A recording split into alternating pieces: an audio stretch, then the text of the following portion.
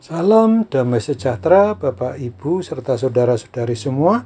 Untuk mengawali renungan tentang firman Tuhan, mari kita bersatu dalam doa.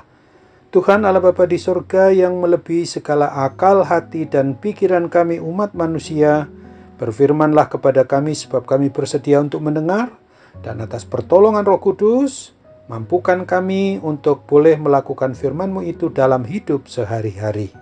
Dalam nama Tuhan Yesus kami berdoa dan bersyukur kepadamu. Amin. Sebagai nas renungan firman Tuhan hari ini diambil dari Injil Matius di pasal 5 ayat 9 yang berbunyi, "Berbahagialah orang yang membawa damai, karena mereka akan disebut anak-anak Allah." Sebagai tema yang diangkat dari nas renungan kita adalah, hidup bukan untuk jadi pengacau, tetapi pembawa damai sejahtera.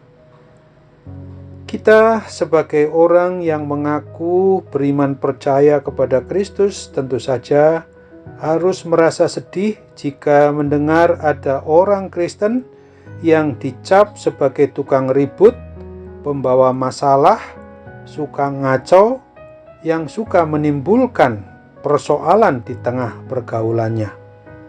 Padahal sebagai orang beriman percaya kepada Kristus, kita diharapkan oleh Tuhan Yesus menjadi pembawa damai sejahtera bagi sesama, seperti yang difirmankannya dalam nas renungan kita hari ini. Pembawa damai itu bukanlah orang yang pasif hidupnya, tidak melakukan apa-apa atau menghindari permasalahan. Seseorang yang menghindari konflik sesungguhnya bukanlah pembawa damai.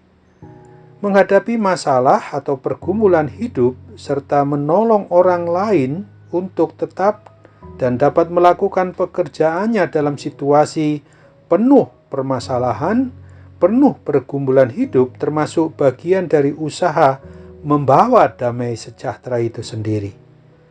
Seorang yang diam saja ketika ada permasalahan belum tentu membawa damai, karena di dalam hatinya mungkin jauh dari perdamaian, penuh caci maki atau kegeraman.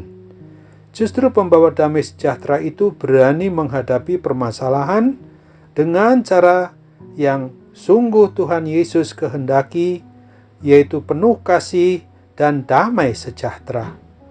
Kalau seseorang punya kasih, pasti bisa berdamai seorang dengan yang lain. Tuhan kita Yesus Kristus datang ke dunia tidak membawa permasalahan. Ia bukan ingin menyusahkan umat manusia di dunia ini, tetapi justru mau mendamaikan manusia dengan Allah pencipta dan pemeliharanya. Dia rela berkorban supaya manusia tidak lagi jadi musuh Tuhan Allah. Rasul Paulus berkata di dalam Efesus 2 ayat 14, "Karena dialah damai sejahtera kita yang telah mempersatukan kedua pihak, yang telah merobohkan tembok pemisah, yaitu perseteruan." Meski Tuhan Yesus harus ditolak, dicemooh, disiksa, tetapi dia tidak undur dari keberadaan itu. Tuhan Yesus terus maju sekalipun pengorbanannya begitu besar dan menyakitkan. Pembawa damai sejahtera bukanlah orang yang tidak punya pendirian, tetapi memegang teguh kebenaran dan memiliki kasih setia Tuhan Allah Bapa. Menjadi pembawa damai sejahtera bukan berarti menihilkan atau mengosongkan konflik. Itu mustahil, sebab dunia adalah tempat yang penuh dengan dosa ini. Orang yang sudah diperdamaikan dengan Allah seharusnya menjadi pembawa damai. Ia rela berkorban karena mengasihi sesama umat manusia. Penting digarisbawahi bahwa menjadi pembawa damai itu tidak selalu berakhir untuk menyenangkan, tetapi pasti selalu menyenangkan Tuhan Allah Bapa.